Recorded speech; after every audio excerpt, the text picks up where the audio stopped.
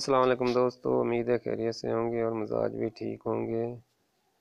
دوستو آج میں آپ کو وہ نسخہ بتانے جا رہا ہوں جس شخص کو یہ مرض لاحق ہوتا ہے، یا تو وہ محفل میں بات کرنے سے کتراتا ہے یا پھر احساس کمتری کا شکار ہو جاتا ہے۔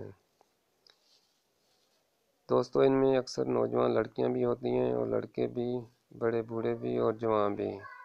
دوستو ہمیشہ کی طرح ہمارا ایک چھوٹا سا انعام کہ ہمارا چینل سبسکرائب کر لیں اور ہمارے چینل تسمی ٹوٹکے کے نسخہ جات سے مفید ہوتے رہیں۔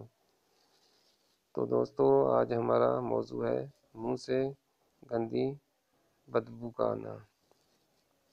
دوستو اس کا سب سے بڑا سبب ہے تسلسل کے ساتھ مسواک کا نہ کرنا۔ تو پلیز ہماری ایک چھوٹی سی ریکویسٹ ہے کہ یہ ہمارے نبی کی سنت بھی ہے اور مسواک بہت سی بیماریوں کا علاج بھی ہے۔ تو دوستو اپنے آپ کو اور اپنے بچوں کو مسواک کا عادی بنائیں۔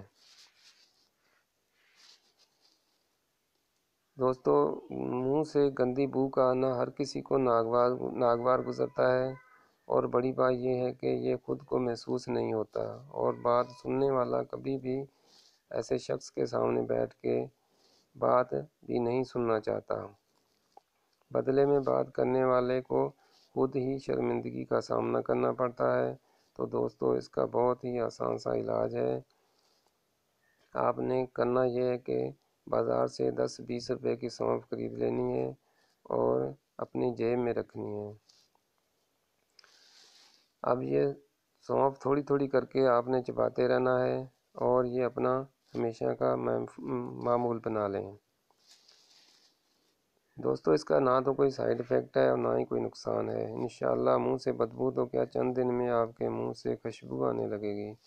دوستو سونف کو آپ ہلکا سا توے پہ بھون کے ہلکا سا کوٹ کر سونف کے چاول کھاکے وغیرہ سے الگ کر کے مصری یا میٹھا ملا کر بھی استعمال کر سکتے ہیں، جس طرح سونف کے چاول سپاری وغیرہ میں استعمال ہوتے ہیں۔ اس کے ساتھ ہی مجھے اجازت دیں، اپنا اور اپنے پڑوسیوں کا خیال رکھیے گا۔ اللہ حافظ۔